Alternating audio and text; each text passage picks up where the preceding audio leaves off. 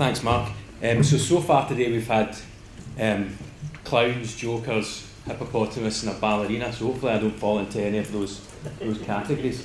But so I'm going to talk a bit about meat quality, so I'll sort of frame meat quality or meat eating quality, and then talk a little bit about one of the ongoing projects with the Texels Sheep Society. So just to frame that, really the definition of meat quality, meat eating quality is quite complex, and I think a couple of speakers have touched on it before, but it considers many factors. So really these can be broken into two main categories. So intrinsic factors, so these are factors related to the animal, if you like, killing out percentage, lean meat yield, the grade of a carcass, appearance, both of the carcass and at point of purchase, colour, flavour, juiciness, etc, etc. And then also extrinsic factors, so other things out with that animal, which Natalie I think had touched on a couple of them. So these are things like price, brand, a quality membership of a quality assurance programme, country of origin, etc. So these broad terms sort of encompass different quality terms. And also, I think it's important to understand that quality means different things to different people involved in that whole production process or cycle. So, you know, there's various parts of it. There's the producer, the commercial producer, the processor, the retailer, and then the consumer. And the consumer can be, as we were hearing this morning, can be broken down into different market groups. And for the producer and processor, broadly, quality means some of those intrinsic factors like killing out percentage, grade, lean meat yield percentage, back fat thickness, etc. The kind of things that producers get paid on or processors pay producers on. And then for the consumer, quality is a different thing, and these are still these intrinsic factors, but include things like appearance, texture, flavour, juiciness, and even nutritional values such as proteins and vitamins, and they're less interested in these other factors that the producer and processor are interested in. So that's just to frame meat quality or meat eating quality. So I'll be touching more on these sort of things here today that the consumer are concerned with. So really, to develop these more consistent or improved meat quality products, we require a few things. Firstly, we require non-invasive, so proxy measures of quality that can be taken either on farm and or in the live animal. So in the case of the CT scanning, not particularly on farm, but certainly in the live animal. And also some of these proxy measures of quality, non-invasive, non-destructive proxy measures of quality at processing. And this is largely to inform any genetic or genomic evaluations that allow us to select for that meat quality. So I am saying phenotype is king. And then we can't ignore the fact that there are also extrinsic factors in those in that production cycle. So also management protocols on farm to maximise that product quality. There's environmental effects there. But I'll be concentrating on these two aspects throughout the talk, and in particular those sort of novel phenotypes or novel proxy measures of meat quality. So again, I'll be concentrating on meat quality, but in particular the effect of intramuscular fat on meat quality and how we measure that, how we use that as a proxy measure. And just to set a sort of scene here, in previous research on intramuscular fat and the relationship of intramuscular fat for meat quality, there have been previous papers published a while ago now that identified that 2 to 3% of intramuscular fat was the sort of acceptable or optimal level of intramuscular fat in the loin for grilled red meat and lamb for better than everyday eating quality. And in Australia, it was identified that over 5%, anything over 5% of intramuscular fat was superior eating quality at those levels of intramuscular fat. And as Nicola had presented, some of the Texels that were, so this was some of my PhD data that I used There were, at the time, there were just under 2,000 Texel terminal sire scans, and then the prediction, so the CT intramuscular fat prediction over those 2,000 in 2015 or 2014, this probably would have been, with those 2,000 terminal sire Texels, the average or the mean CT predicted intramuscular fat was 1.84%. So it's well below that, certainly below the 5% intramuscular fat, and still below the 2 to 3% in that previous research. Which brings me on to one of the projects that I work on with Nicola Lamb, Kirsty and John Gordon at the CT unit, and obviously the team at Texels, and with ABP, funded by Innovate UK, is breeding for more taste and less waste. And we've got some results out of this first year.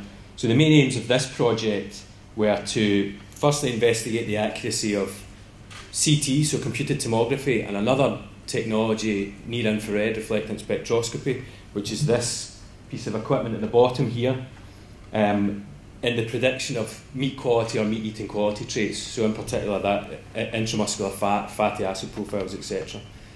Also, the previous research that I presented was largely conducted in Australia, so although we draw on that information, we had never really established a UK relevant window of acceptability for levels of intramuscular fat, so we didn't have much of a goal for those levels of intramuscular fat.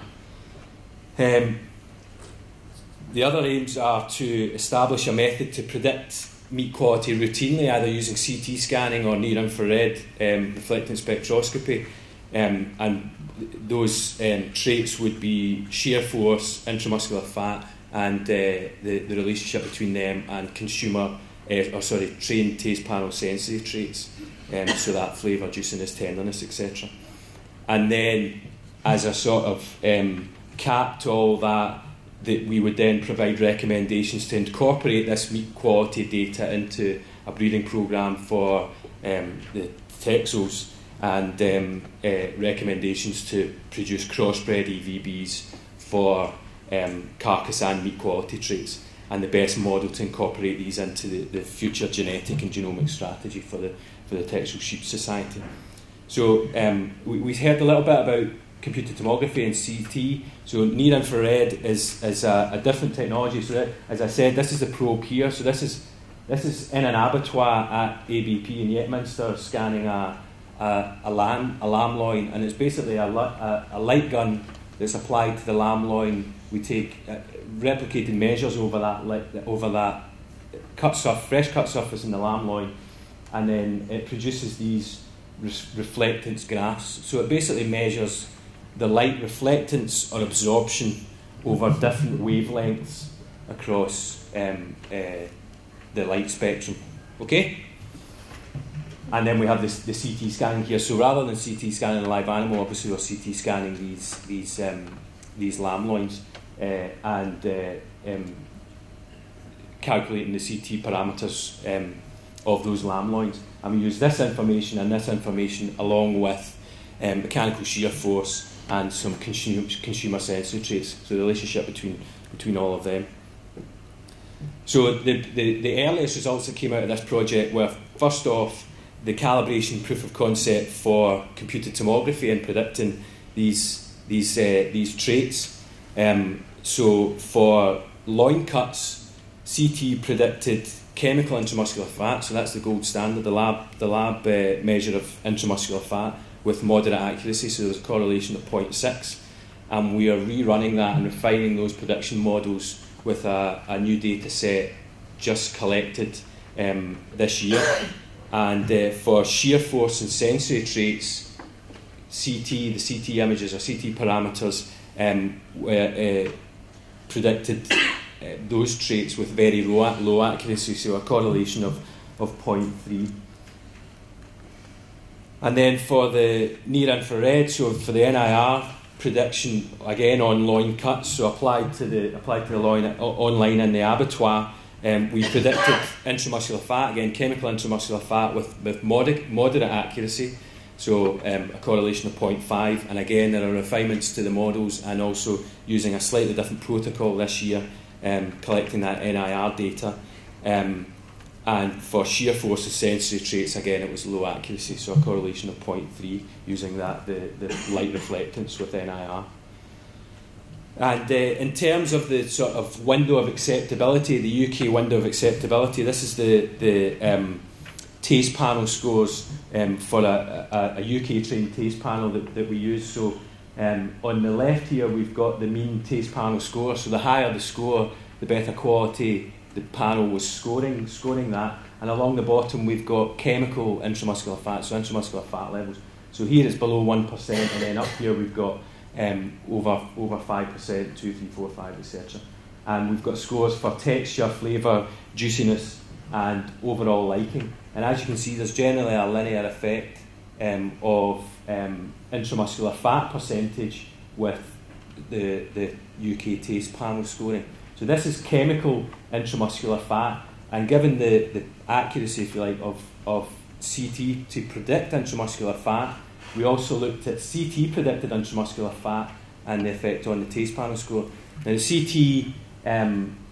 the CT was less discriminant of intramuscular fat levels, so that's why they're in groups of less than 3% and over 3% CT intramuscular fat. But again, you can see there's a significant difference between the over 3% intramuscular fat when scoring for texture, flavour, juiciness, and overall liking with the UK trained taste panel. So really from that work package, the main conclusions were that CT parameters can predict intramuscular fat with moderate accuracy, so put that point correlation of 0.6, and not accurately predict mechanical tenderness or sensory traits. Again, the same for near infrared, so we can predict IMF with moderate accuracy. For mechanical tenderness or sensory traits, it's less accurate, and with the 2018 data, we'll refine those predictions.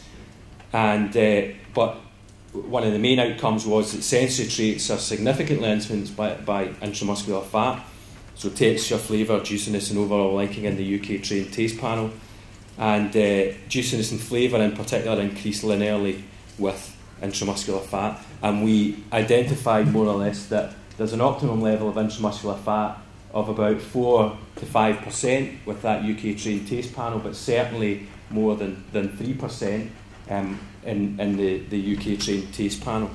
So last slide, to go back to the title of the talk about what is the value, why is it important, why are these proxy traits important, why is meat quality important? Well, we know that meat eating quality, so tenderness, juiciness and flavour are now known, or have always been and now affirmed to be known to be linked to fat levels, and this is largely due to those positive associations of intramuscular fat. So the good proxy is intramuscular fat. And for the consumer, tenderness, juiciness and flavour are the most important factors at point of consumption. And they identify high eating quality or high eating quality product. And from other studies, we know that it can take a consumer up to 3 months to go back to a red meat product and repurchase following a bad eating experience. So it can take them a long time to build up that trust again after a poor eating experience in there. And really, this was on Twitter a couple of weeks ago from Neil Matthews at PIC, and I think he sort of got it in a nutshell here and said that you can be the best at efficient production, but if the consumer doesn't return again and again to purchase your product, you have a problem. And that's really the value of that meat eating quality. So it's just left to acknowledge the funding partners and thank everyone.